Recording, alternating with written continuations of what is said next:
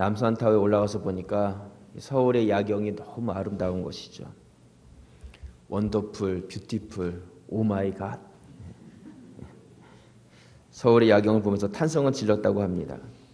그러면서 세계 어느 나라에 가도 이렇게 아름다운 야경이 있는 도시가 없는데 어쩌면 이렇게 서울의 야경이 아름다울 수 있습니까? 그러자 이 관광 안내원이 이렇게 대답을 했다고 합니다. 네, 야근 때문입니다.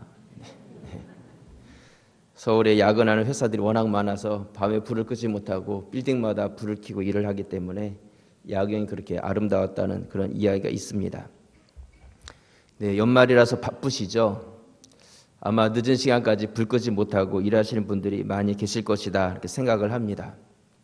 우리가 세상 일에 바쁘고 분주한 것은 사실이지만 그럼에도 불구하고 여러분 각자에게 주신 하나님의 사명이 분명 있다는 것을 잊지 마시길 바랍니다.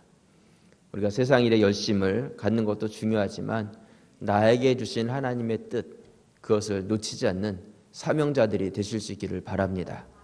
우리 옆에 계신 분들하고요, 당신은 사명자이십니다. 그렇게 한번 인사를 나누겠습니다. 네.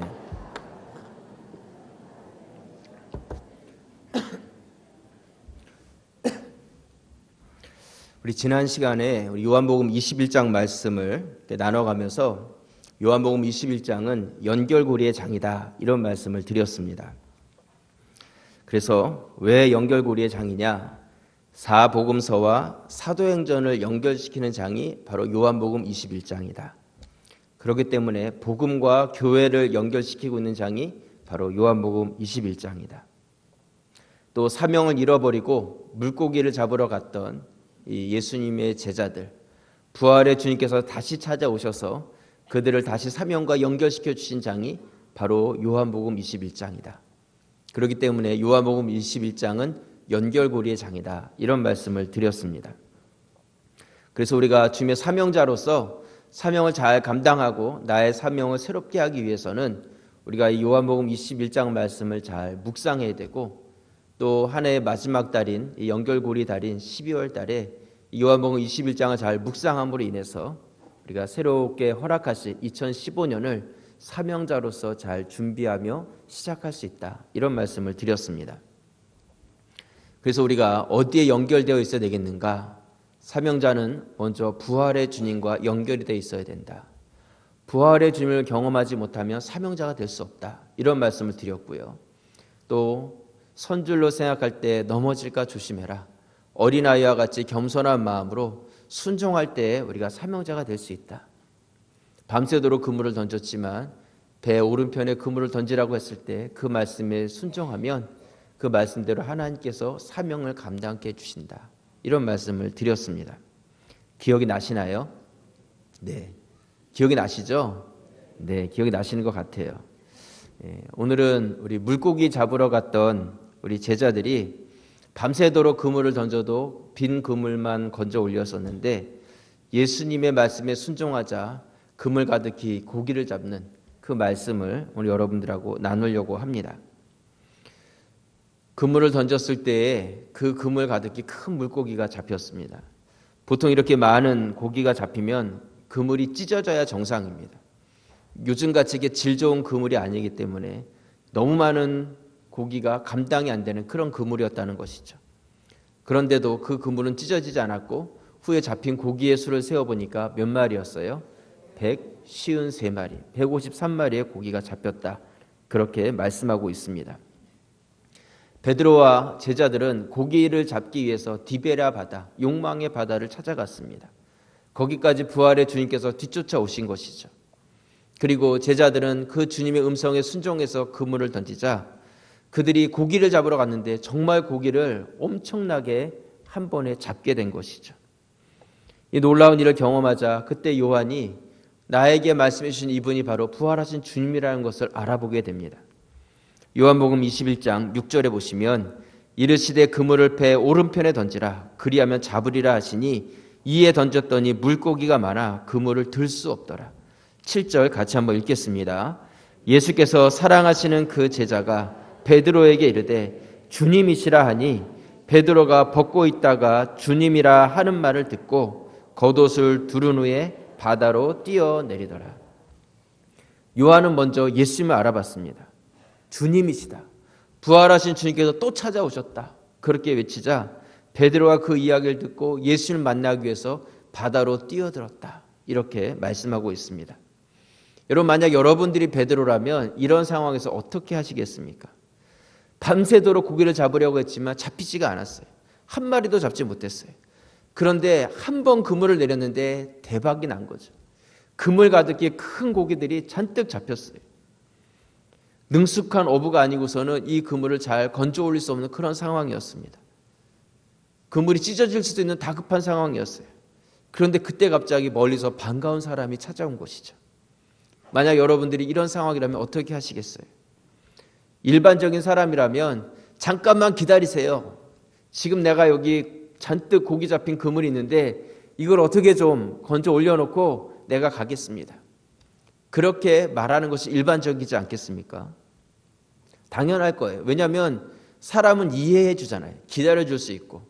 하지만 당장 지금 이 잡혀있는 이 고기들은 내가 지금 이것을 잡아 올리지 않는다면 그물이 찢어질 수도 있고 다 놓쳐질 수도 있는 것이죠. 오늘 베드로 말고 다른 제자들의 모습을 보면요. 요한복음 21장 8절 말씀에 보시면 다른 제자들은 육지에서 거리가 불과 한 50칸쯤 되므로 작은 배를 타고 물고기 든 그물을 끌고 와서 9절 같이 한번 읽겠습니다. 육지에 올라보니 숯불이 있는데 그 위에 생선이 놓였고 떡도 있더라.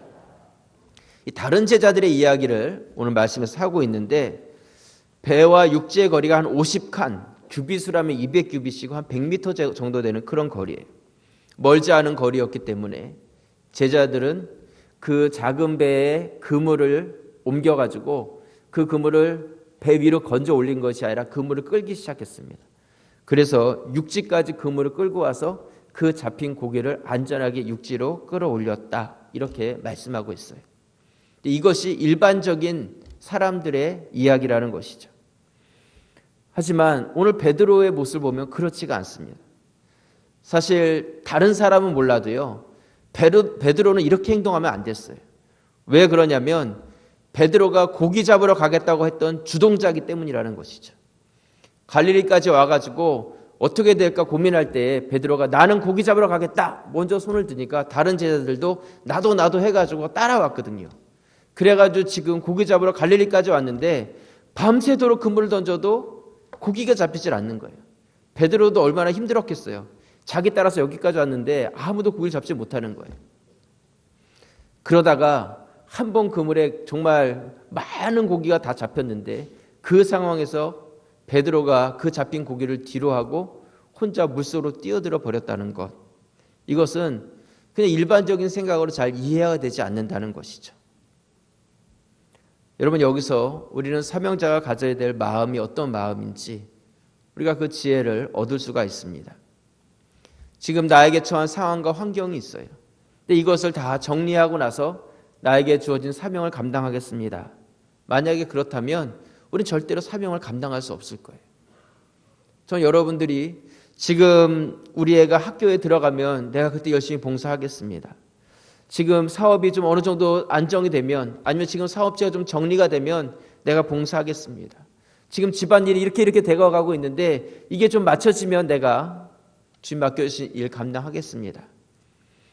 무엇인가 나의 상황과 환경이 얽매여서 지금 가득 고기가 잡힌 그물을 붙잡고 있기 때문에 주님께 나아가지 못하는 그러한 사명자들이 너무나 많이 있다는 것이죠. 오늘 베드로는요. 이미 고기가 가득 담긴 그물이 있음에도 불구하고 그것에 관계없이 주님을 향해서 물속으로 뛰어들었다는 것이죠. 저는 사명자들의 마음에 이것을 본받기를 원합니다. 무대뽀가 되라는 그런 것은 아니에요. 하지만 여러분들의 사역이 사명을 향해서 좀 더 적극적일 필요가 있다는 것이죠. 무엇인가 조건과 상황을 바라보면서 그게 되면 하겠지. 하지만 그게 해결이 돼도 우리에게는 언제든지 상황과 환경은 또 다른 문제를 만들어내기 때문에 우리는 절대로 그러한 조건을 다한 상황에서는 사명을 감당할 수 없다는 것입니다.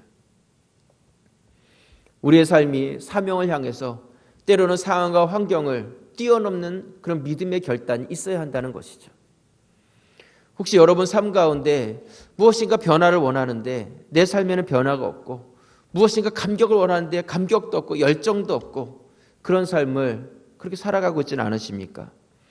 교회에 나와서 예배는 드리고 있는데 신앙의 행위만 있는 것 같고 내 안에 있는 어떤 뜨거운 열정들이 사라져버린 그러한 성도의 삶을 살고 있지는 않으십니까? 그런데 옆에 분들을 보니까 그분은 정말 잘 살고 있는 것 같아요. 그분의 삶을 보니까 뭔가 열정이 있는 것 같고 멋있어 보이고 만나서 이야기를 해보면 에너지가 있어 보이고 나도 그렇게 살고 싶은데 나는 그렇지 못한 어떤 그러한 안타까운 그런 삶의 모습을 갖고 있지는 않느냐는 것이죠. 만약 그렇다면 왜 그런지 아십니까? 내 안에 감격이 없는 삶의 이유는 무엇이냐면 여러분 삶 가운데 복음을 전하는 전도자의 삶을 살지 않기 때문이에요. 나는 복음을 받았는데 이 받은 복음을 다른 영혼들에게 드러내지 않고 전하지 않기 때문에 내가 전해야 될 전도 대상자도 없어요. 하나님께서 내 주위에 여러 사람을 주셨는데 그 사람에게 믿음이 있는지 그 사람이 하나님의 자녀가 되었는지 이 사람이 복음을 깨닫고 있는지 전혀 나는 관심이 없는 것이죠. 그냥 인간적인 관계와 세상적인 관계와 물질적인 관계에서 모든 관계가 끝나버리는 거예요. 그렇기 때문에 우리의 삶 가운데 어떤 활력도 감동도 느낄 수가 없는 것이죠. 여러분, 복음을 전하면요, 나 자신에게 열정이 생깁니다. 또한 나 자신에게 복음에 대한 확신을 갖게 되고요. 우리가 어떤 물질적인 관계에 얽매이는 것이 아니라 나를 통해서 상대방이 복음을 깨닫게 되었을 때 그들의 변화되는 모습 가운데서 우리가 힘을 얻게 되는 것이죠. 여러분, 사역자의 기쁨이 무엇인지 아십니까? 다른 것이 아니에요. 우리가 감당하는 사역을 통해서 다른 영혼이 변화되는 것을 볼 때 처음 교회에 오실 때에는 정말 아무것도 모르는 분처럼 그렇게 오셨는데 함께 신앙생활을 하다 보니까 그분이 성숙되어 가고 세상의 것들을 끊고 변화된 삶으로 살아가는 것을 바라볼 때 사명자로서는 기쁨을 얻는다는 것이죠. 여러분들 가운데 그런 기쁨이 누려질 수 있어야 한다는 것입니다. 여러분 자신을 위해서 복음을 전하는 자들이 되셔야 돼요. 그 사람이 믿고 안 믿고는 두 번째예요.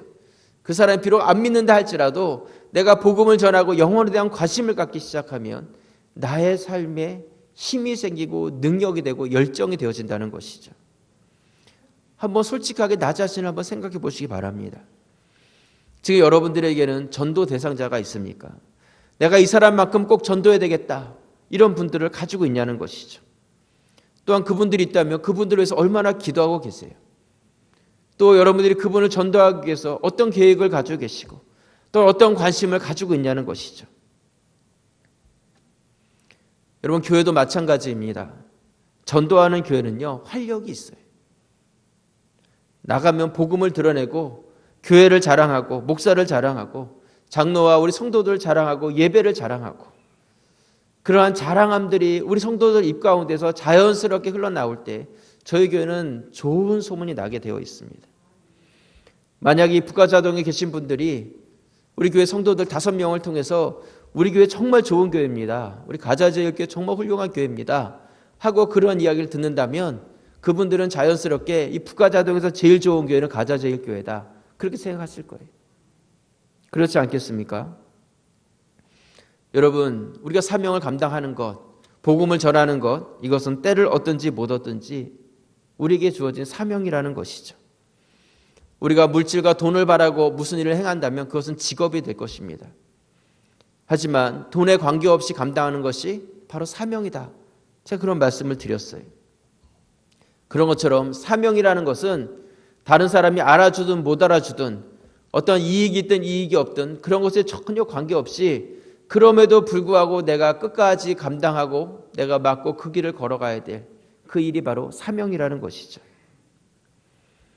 여러분, 우리의 상황과 환경이 너무나 분주해서 내가 이것만 정리되면 열심히 해봐야 되겠다, 그렇게 생각할지 모르지만 상황과 환경을 뛰어넘어서 우리가 감당해야 될 것이 바로 여러분들에게 주신 사명이라는 것입니다.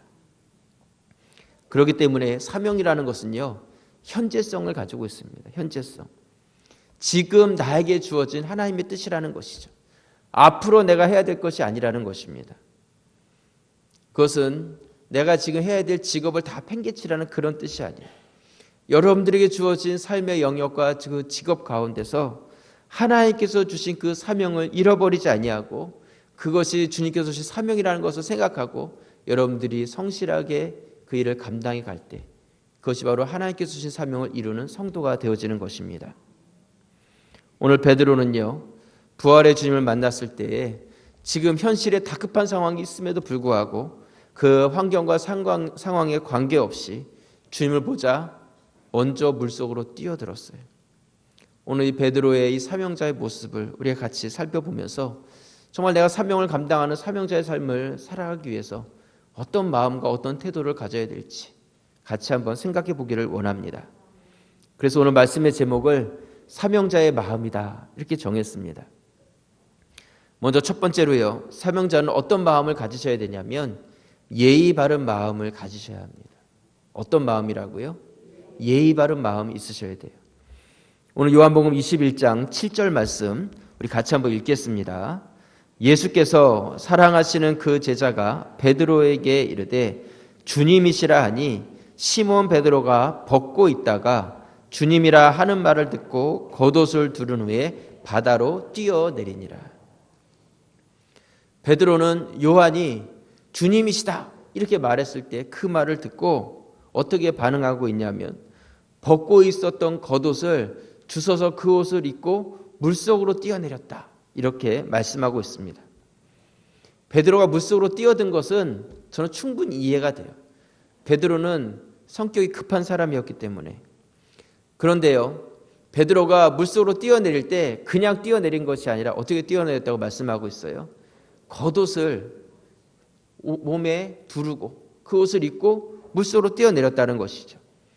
물속으로 뛰었다는 것은 내가 먼저 헤엄쳐가지고 부활하신 주를 만나러 가겠다는 거예요. 베드로는 그만큼 어부였고 물에 익숙한 사람이었습니다. 그렇기 때문에 자신 있게 물속으로 뛰어들 수 있었던 것이죠. 그런데요, 여러분 물속에서 헤엄을 잘 치려면 옷을 입고 헤엄을 치는 게 잘 치겠어요? 옷을 벗고 치는 게 잘 치겠어요? 그렇죠. 예. 만약에 옷을 입고 헤엄치는 게 잘 친다면 올림픽 선수들은 다 옷 입고 수영할 거예요. 하지만 최대한 물의 저항을 줄이기 위해서 옷을 간단하게 입고 수영을 하지 않습니까? 물에 대해서 잘 알고 있는 베드로임에도 불구하고 베드로는 옷을 입고 물속으로 뛰어들었다 그렇게 말씀하고 있습니다. 왜 그렇겠습니까? 주님을 만나기 위해서 내가 갖춰야 될 주님 앞에서의 최소한의 예의를 지금 갖추고 있는 것이죠. 밤새도록 고기를 잡으면서 온몸이 땀에 다 흠뻑 젖었을 것입니다.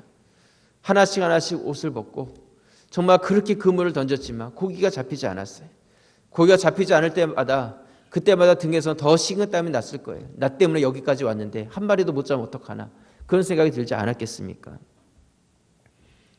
그렇게 땀을 흘리고 있었는데 주님이시라는 그 말씀을 듣고 그는 내가 주님 앞에 이 벗은 몸으로 땀내 나는 모습으로 서지 않겠다는 생각으로 다시 옷을 주워 입고 예의를 갖추고 주님 앞으로 나아가고 있는 것이죠. 여러분 예의라는 것이 굉장히 중요한 것입니다. 제가 만약에 설교자로서 주일 설교 강단에 서서 말씀을 전할 때 수영복을 입고 말씀을 전했다. 한번 생각해 보시기 바랍니다. 상상은 하지 마세요. 생각만 하시면 돼요. 생각만. 네. 아마 성도들 금방 우리 목사님 정신이 이상해졌나 보다. 북가자동 전체에 막 소문이 날 거예요. 그렇지 않겠습니까? 저 가자제일교회 목사가 젊다더니 얼마나 몸매가 좋길래 수영복 입고 설교를 한데 한번 구경 가보자. 아마 다음 주 되면 구경 오는 분들도 계실지 모릅니다. 여러분 목사가 전하는 복음의 메시지가 중요하죠. 근데 그 중요한 만큼 또 전하는 자의 예의도 중요하다는 것이죠. 여러분 기본적인 예의가 되어 있지 않으면 아무리 좋은 메시지가 전해져도 그것이 온전한 능력이 되어지지 않습니다. 좋은 책은요 내용만 좋으면 좋은 책이 아니에요. 좋은 책의 내용을 가졌지만 그것이 읽기 편하게 제본이 되고 편집이 됐을 때 더 많은 사람들이 사랑하는 책이 되어지는 것이죠. 여러분 우리가 사명자로서 이 땅을 살아갑니다. 이 사명을 감당하기 위해서는 여러분들이 분명히 예의를 갖춘 그런 사명자들이 되셔야 한다는 것입니다. 예의가 본질은 아니에요. 하지만 우리 사명자들이 기본적으로 가져야 될 너무나 중요한 마음이라는 것이죠.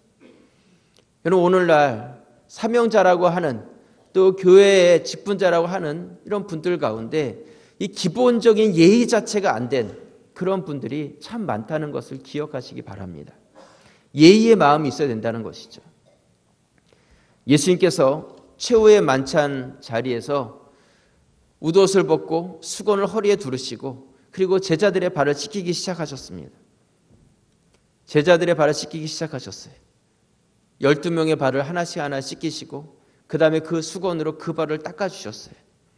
요한복음 13장 4절 말씀에 보시면 저녁 잡수시던 자리에서 일어나 겉옷을 벗고 수건을 가져다 허리에 두르시고 5절 같이 읽겠습니다. 이에 대하여 물을 떠서 제자들의 발을 씻으시고 그 두르신 수건으로 닦기를 시작하여 세족식을 거행하신 것이죠. 이 발을 씻김을 받는 사람들 중에는 예수님을 배반하고 팔 가룟 유다도 있었고 같이 산에 올라가셨지만 같이 끼어서 기도하지 못하고 쿨쿨 잠을 잘 제자들도 있었고 나는 예수를 모른다고 3번이나 부인할 베드로도 그 자리에 있었어요. 건장한 남자들 12명이 그 자리에 있었어요. 예수님께서는 그 사람들 한 명 한 명의 발을 씻겨주셨습니다. 그리고 한 명은 성실하게 씻기시고 또한 그들의 발을 수건으로 닦아주셨어요. 발가락 사이사이에 물기까지 다 닦아주셨을 것입니다.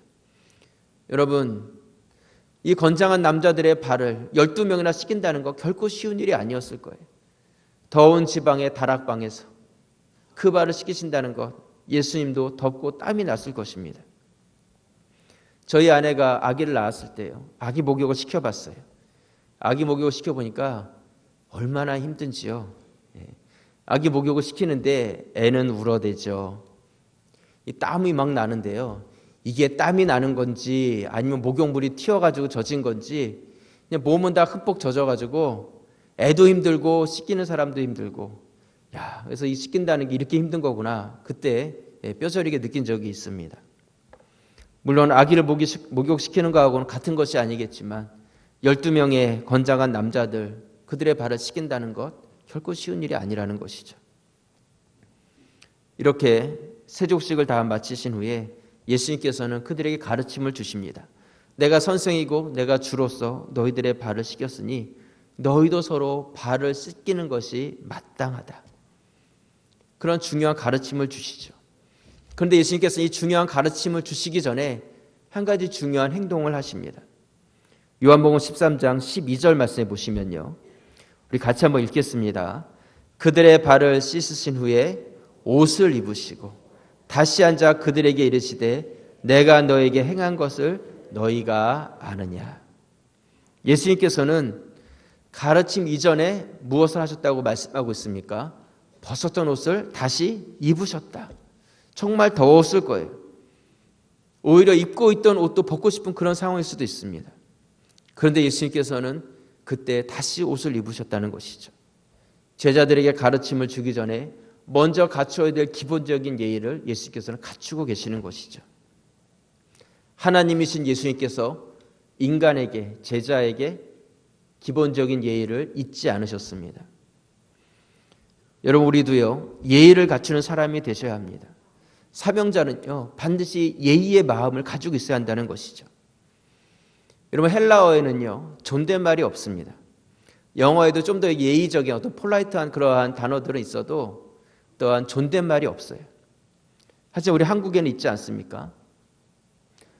그렇기 때문에 예수님께서 하셨던 말씀이나 아니면 바울이 복음을 전했던 그런 말씀들이 어떤 무례했던 말이었다고 생각하시면 안 돼요. 만약에 바울이 막 욕을 하면서 복음을 전했다면 절대로 복음이 그렇게 잘 전해지지 않았을 것입니다. 복음이 전해지는 그곳에 분명히 예의 있는 그러한 말과 행동들이 뒷받침되어 있었다는 것이죠. 공동체 제자도라는 책의 저자인 요한 하인리는요, 책에서 이런 말을 합니다. 100마디의 성경 구절을 전하는 것보다 예의 범절을 다하는 것이 더 확실한 전도다. 100마디의 성경 구절을 전하는 것보다 예의 범절을 다하는 것이 더 확실한 전도다. 무슨 말인지 이해가 되시겠어요? 아무리 내가 화려한 말을 하고 아무리 내가 성경 말씀을 드러낸다 할지라도 그 사람이 하는 행동이 무례한 행동이고 그 사람이 하는 행동이 개차반과 같은 그런 행동을 하게 된다면 아무리 좋은 말을 해도 그것이 능력이 되어지지 않고 다른 사람에게 역사되는 말씀이 되어지지 않는다는 것이죠.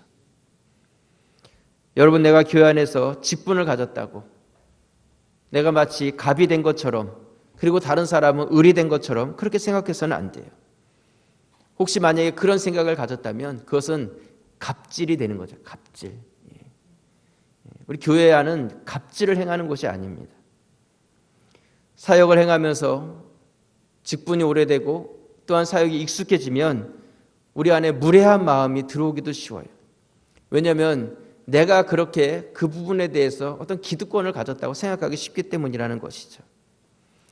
하지만 내가 무례해지잖아요. 그러면 여러분들이 전하는 복음도 감당하는 사역도 다 같이 무례해지게 되는 것이죠. 그때 그것은 역사되는 능력이 나타나지 않는 것입니다. 저는 담임 목사지만요, 이 갑을 관계를 굉장히 싫어합니다. 교회 안에서는 갑을 관계가 되어져서는 안 됩니다. 제가 담임 목사이기 때문에 갑처럼 행세를 하려면 할 수도 있을 거예요. 그렇지 않겠습니까? 어쩔 때는 좀 갑처럼 행세를 해줘야지 편할 때도 있어요. 부교육자들과 같이 식당에 간다면 같이 이렇게 자리에 앉아서 식사를 하게 될 때 가급적이면 좀 가운데 상석처럼 보이는 곳에 가서 제가 앉습니다. 저는 어느 자리에 앉아도 식사를 잘할 수 있어요. 하지만 제가 끄트머리 자리에 앉아 있으면 다른 사역자들이 어디 앉아야 될지 갈등하거든요. 그러니까 먼저 그냥 좋은 자리에 앉아주는 거죠. 식사를 시작할 때 먼저 제가 숟가락을 들고 식사를 시작해요. 왜냐하면 제가 먼저 식사를 해야지 다른 분들도 편하게 식사를 할 수 있기 때문에 그냥 먼저 식사를 시작하는 것이죠. 저는 다른 분이 먼저 식사를 시작했다고 해서 그것이 상처가 되거나 그것 때문에 제가 힘들어하는 건 없어요. 하지만 누군가가 불편할 수 있기 때문에 제가 그렇게 그분들을 편하게 해드리는 것이죠. 이런 것을 즐기거나 좋아하는 사람이 아니라는 것이죠. 하지만 가끔은 제가 갑처럼 행동을 해야 될 때가 있지 않나, 그런 생각을 갖는다는 것이에요. 왜 그러냐면 제가 갑처럼 행동하지 않기 때문에 누군가가 갑이 된 것처럼 행동한다면 그것도 문제가 되지 않겠어요? 저는 교회라는 것은요, 모든 분들이 다 을이 되어야 된다, 이렇게 생각을 합니다. 교회는 서로가 서로를 섬기는 곳이지 누군가 누구 위해서 군림하는 곳이 아니라는 것이죠. 여러분, 예의라는 것이 무엇이겠습니까? 예의라는 것은요, 내가 중심이 되는 것은 예의가 아니에요. 다른 사람 중심이 됐을 때 그게 예의라는 것이죠. 내가 중시되면 그것은 무례가 되는 거예요. 하지만 내가 생각하지 않고 다른 사람 중심으로 생각할 때 우리는 비로소 예의 있는 자가 되는 것이죠. 교회에서 내가 하는 행동, 내가 하는 말, 이것이 100번 1000번 맞는다 하여도 그것이 무례함으로 빠져버리면 절대로 그것이 유익이 되어지지 않습니다. 다른 사람에게 상처가 되어진다면 그것은 잘못된 것이에요. 절제해야 된다는 것이죠. 왜냐하면 내가 하는 것이 다 옳다 할지라도 영혼이 천하보다 더 귀하기 때문이라는 것입니다. 내가 하는 무례한 행동, 내가 하는 그 무례한 모습들, 무례한 말들, 어떤 이런 것들이 만약 새 가족들이 봤다고 생각해 보세요. 그분들이 가자제일교회에 대해서 어떻게 생각을 하시겠어요? 우리는 교회에 대해서, 사역에 대해서 책임감을 갖는 말과 행동을 하실 수 있어야 한다는 것이죠. 공공의 장소 안에서도 마찬가지고요. 사랑하는 우리 사역자 여러분, 그렇기 때문에 사명자의 마음을 갖는다는 것 결코 쉬운 것이 아닙니다. 때로는 나를 포기하고 때로는 나를 절제하고 내가 갑이지만 을처럼 그렇게 생각하고 행동하고 말할 수 있는 그런 마음을 가져야 한다는 것입니다. 오늘 베드로가 벗고 있었던 그 겉옷을 주님 앞에 다시 주어서 입었던 것처럼 여러분들이 내가 혹시 잃어버렸던 예의의 모습들이 있었다면 다시 그 예의의 옷을 주워 입고 주님 앞에서 맡겨진 사명을 힘있게 감당해 가시는 그런 마음의 소유자들이 되시기를 주님의 이름으로 축원합니다. 두 번째로요, 우리가 사명자의 마음을 갖기 위해서는 은혜를 세어보는 마음을 가지셔야 합니다. 어떤 마음이요? 은혜를 세워보는 마음. 오늘 요한복음 21장 9절 말씀해 보시면 육지에 올라보니 숯불이 있는데 그 위에 뭐가 있었어요? 생선이 있고 떡도 있었어요. 10절 예수께서 이르시되 지금 잡은 생선을 좀 어떻게 하라고요? 가져오라 하시니 11절 같이 읽겠습니다. 시몬 베드로가 올라가서 그물을 육지에 끌어올리니 가득히 찬 큰 물고기가 153마리라 이같이 많으나 그물이 찢어지지 아니하였더라. 예수님께서는 고기를 가져오라고, 잡은 고기를 가져오라고 말씀하고 있습니다. 근데 신기한 것은 예수님께서는 이미 생선도 가지고 계셨고 떡도 준비하고 계셨어요. 다 먹을 것을 준비하고 계셨는데 잡은 고기를 더 가져오라고 이야기를 하고 있는 것이죠. 이 고기를 가져오라고 하셨던 이 가져오라는 단어는요, 헬라어로 회로라는 단어를 사용합니다. 이 회로라는 단어가 어떠한 의미를 가지고 있냐면 가지고 온다는 의미도 있지만 공개한다는 의미도 있어요. 무엇인가 이렇게 가져오면 그것이 공개되지 않습니까? 그래서 열어서 보여준다는 그러한 개념이 같이 담겨져 있는 것이죠. 그래서 그것을 가져오라고 했는데 말씀해 보면 그 고기를 가져왔다 이렇게 이야기하지 않고 어떻게 했다고 말씀하고 있어요? 고기를 세워보았다 이렇게 말씀하고 있습니다. 그것이 공개된 것이죠. 그물을 오픈해 가지고 몇 마리가 잡혔는지 봤는데 또 작은 피라미드들이 잡힌 것이 아니라 큰 물고기가 잡혔다고 말씀하고 있어요. 그리고 그 큰 물고기가 한 마리 한 마리 셀 때마다 펄떡펄떡 뛰는 물고기가 153마리나 되었다는 것이죠. 제자들은 잡은 물고기를 하나씩 공개하기 시작했습니다. 그런데 그 한 마리 한 마리 셀 때마다 그들 가운데 잊혀졌던 예수님과 함께 있었던 그 시간들이 그들 안에서 막 생각이 나기 시작했을 거예요. 아, 주님과 함께 있었을 때 마저 이러한 놀라운 일들이 있었는데 다시 한번 주님께서 허락해 주신 놀라운 이적을 바라보면서 이 이적 가운데 자기들이 잠시 잊어버렸던 지난 3년 반의 시간들이 주마등같이 하나씩 153마리를 셀 때마다 그들 안에서 막 떠오르기 시작했을 거예요.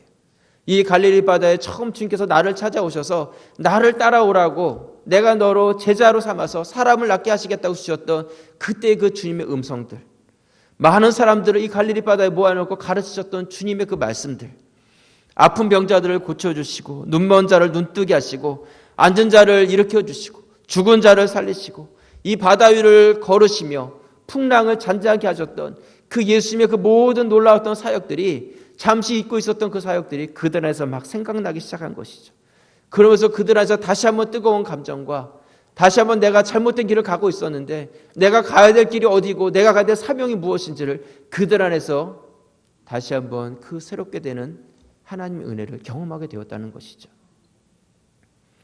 모세가 사역을 마치고 죽음을 앞두게 되었을 때 모압 평지에서 출애굽 2세대들을 다 모아놓고 그들에게 고별 설교를 합니다. 그때 그 고별 설교의 내용은 특별한 것이 아니었어요. 광야 40년 동안 하나님께서 우리 민족을 어떻게 이끌어 오셨는지, 너희가 광야에서 태어나서 너희가 경험하지 못했고 기억하지 못하는 그 일들이 있지만 너희가 절대로 잊어서는 안 될 그 일들에 대해서 모세는 이야기하고 싶은 것이죠. 이 광야 40년 동안 우리가 물이 없어서 고민할 때 하나님께서는 그 메마른 광야에서 반석을 쪼개서 강물과 같은 그 물을 흘러서 우리 온 백성과 짐승이 마셨던 그러한 이야기들, 써서 마시지 못했던 물을 주님께서 달게 해주셨던 그런 이야기, 매일마다 만나와 메추라기를 내리셔서 우리 민족을 먹여주셨던 그런 이야기, 르비딤에서 아말렉과 싸울 때 내가 손을 들면 우리가 이기고 손을 내리면 우리가 졌던 그러한 말씀들, 그러면서 하나님께서 우리 민족에게 부어주셨던 그 놀라운 은혜들을 너희가 잊지 말고 기억하라고 모세가 말씀하고 있는 것이죠. 그리고 이 말씀을 너희가 기억하고 잊지 말고 너희 자녀들에게 들려주고 자자손손 그 말씀에 순종해야 된다. 이것이 너희를 축복된 길로 가고 하나님께서 우리 민족을 지키실 키 열쇠라는 것을 모세가 말씀하고 있는 것입니다. 여러분, 2014년이 저물어가고 있습니다. 한 해 동안 여러분들에게 베풀어 주신 하나님의 은혜들, 이것을 세워보시기 바랍니다. 그래서 남아있는 2014년의 이 시간이 불평과 불만의 시간이 아니라 주님께서 주신 은혜와 그것에 대한 감사와 감격이 있는 눈물의 시간이 되었으면 좋겠습니다. 여러분들이 드리는 예배가 하나님 앞에서 그러한 예배로 나아갈 수 있기를 부탁을 드립니다. 사명자로서 이 먼저 받은 은혜와 사랑에 이 감격함이 없으면요, 사명을 감당할 수 없어요. 사명을 감당하는데 불평과 불만과 짜증과 이런 것들이 가득하잖아요. 그거 가지고 어떻게 우리가 힘있게 사명을 감당할 수 있겠어요?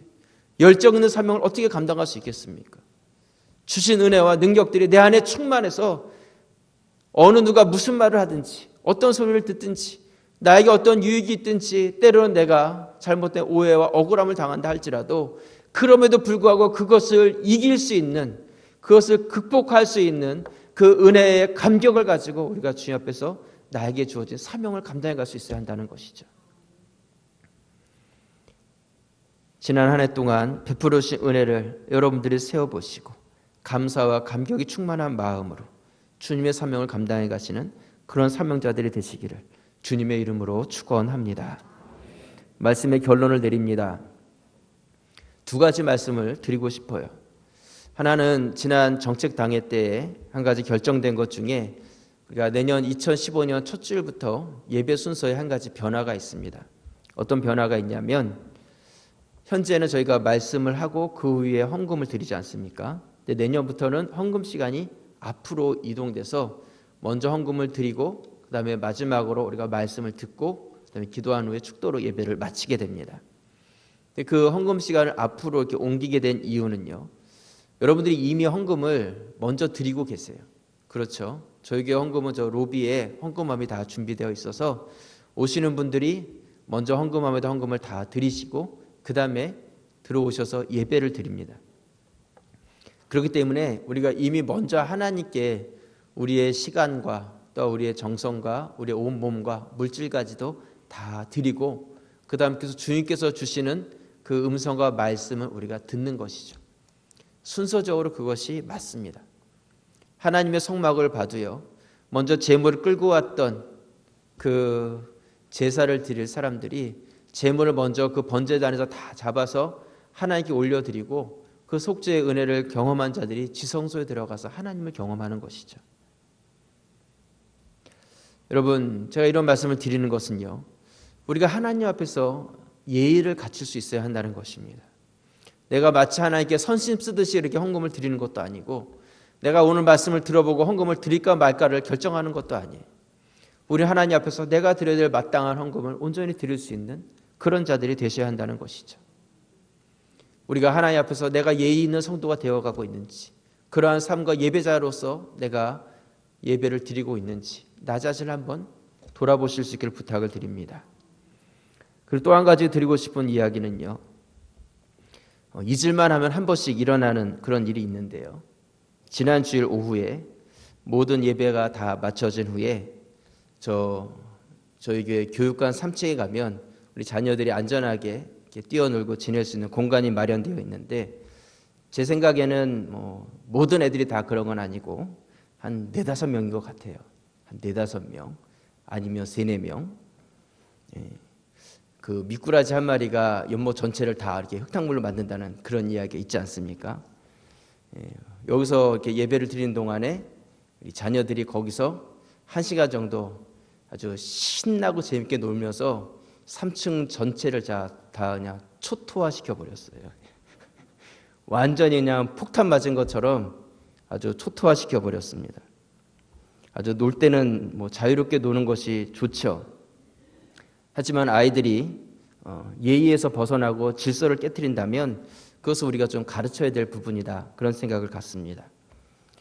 본인들은 신나게 놀았을지 모르지만 거기 있는 모든 것들을 다 어지럽히고 잠겨있는 문까지도 다 막 뜯어가지고 이렇게 하려고 한다면 그것은 문제가 있는 것이죠. 그리고 그렇게 해놓고 자기는 아무렇지도 않게 그냥 나가버리고 또 집으로 가버린다면 그곳을 나중에 정리하고 청소하고 하시는 분들이 계시지 않습니까? 그런 분들이 볼 때에는 순간적으로 화가 나기도 하고 약이 오르기도 하고 그런 생각이 드는 것이죠.